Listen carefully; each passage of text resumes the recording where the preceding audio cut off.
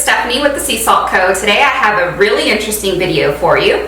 If you love to make clay earrings, then you know how many cutters can just pile up. Now it's really hard to keep them organized and find the right cutter when you need it. So today I'm going to be teaching you how I organize my cutters so that I can find them easily every time.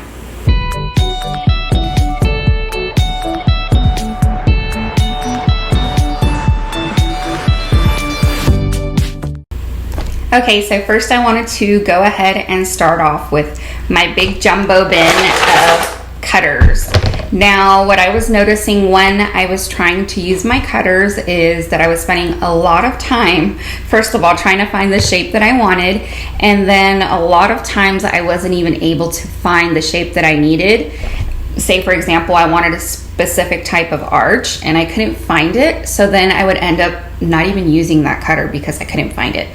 So it was really interfering with me making my earrings and kind of just a big annoying factor. So if this is something you've been through, you know how annoying it is when you're trying to find that cutter that you have in your mind and you're digging through your cutters and you just can't find it.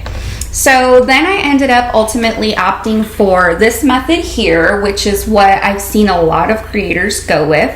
Pretty much what it is it's just a pegboard with some of these prongs on them, and they're placing their cutters on here for organization. So I tried that out and I thought it was much better than the tote, but I was still having big time struggle. So what I mean by that is, let's say for example, I needed this cutter back here, which is a pair of sunglasses. So let's say I needed my sunglasses cutter. I have to take all of these cutters off just to get to this cutter back there. So voila, finally I got to my eyeglass cutter. Then once I got to my cutter, then I was left having to put all of these other cutters back. And a lot of times, you know, if you're like me, then we're just a little too lazy to put them back right then and there. So then I'd have a ton of cutters just scattered all over my work area as I was making earrings, and then, you know, it was just one big mess. And even then, sometimes it was really hard to locate my cutters. So what I ended up doing is actually a very, very simple trick. Not trick, but I guess like a little clay cutter hack. All right. So what I ended up doing is I bought some of these loose 3-ring binder clips. You may recognize these. These are what people usually use most of the time, students, to make flashcards. So you make your flashcards and you slide them on here, and then you just kind of shut it back. So I was thinking, you know, there has to be a better way to organize my cutters so that I don't have to take them all off and then put them all back. You know, I felt like it was too much of a hassle. When we're making earrings, we have enough going on as it is. We have to think about the different types of color clay that we're working. If we're making a slab, then maybe we have some silicone brushes and glitters and resin, all kinds of stuff. So we're not lacking in the messy dust department when we're making earrings. I wanted to make it a little bit more neat. So what I ended up doing with these is I put my cutters on them, and I did it to where I actually organized them. So for example, this ring here is strictly hair clip cutters.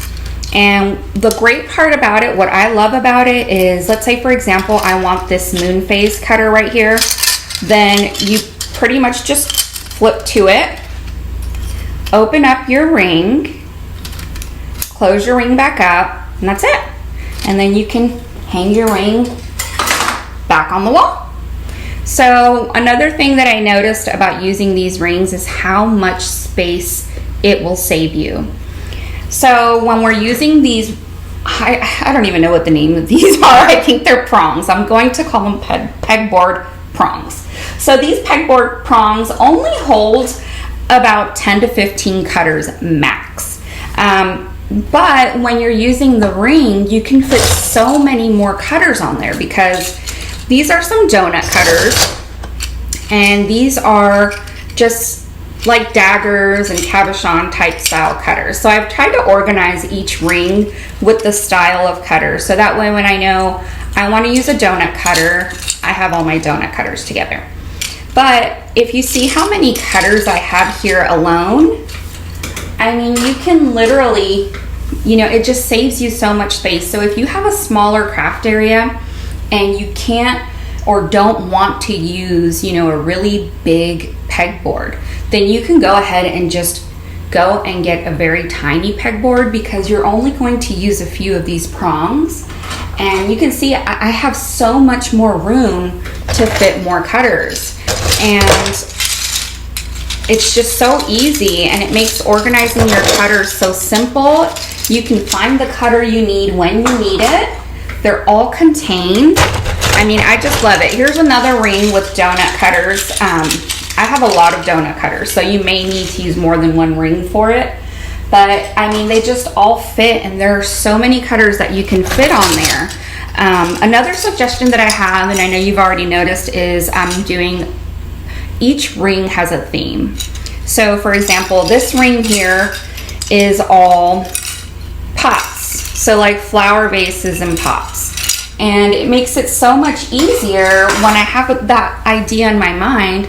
Okay, today I want to go ahead and make some flower pot earrings.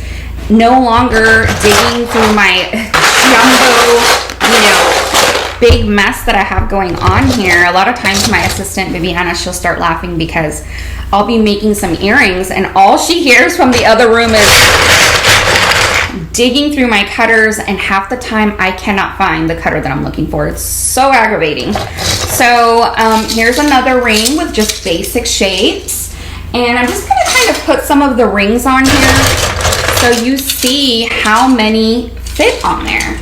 And there's much more to the pegboard, but I guess I'd have to adjust you guys. Here are some arches. I have a whole other row on the top with 1, 2, 3, 4, 5 more pegs all the way at the top. Oh, I guess that's what they're called, pegs. Pegboard, pegs, okay. And then I have 4 here, and then I have 4 smaller ones here. I do have a basket because there are some cutters that just won't hang because they have too many imprints. So I put a basket here. I'm actually thinking about maybe putting another basket next to it, and that way I can have 2 with just my cutters that have imprints that won't hang well. But that's it for now. I just wanted to show you how this little ring can change your crafting game. Like, I can't tell you how happy I am. I found these. I found them on Amazon. They were, I think, $8 for a pack of 12. I got the 3-inch in diameter.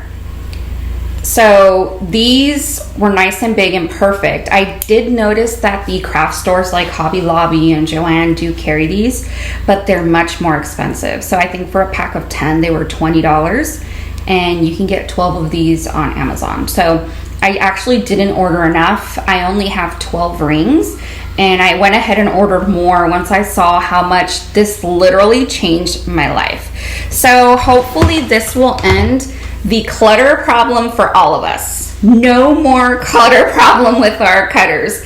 But I hope this has helped you out today, and if you tried out, please let me know in the comments because I love hearing your feedback. If you liked the video, give me a thumbs up.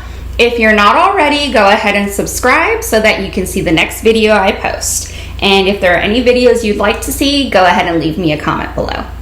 Until next time, guys.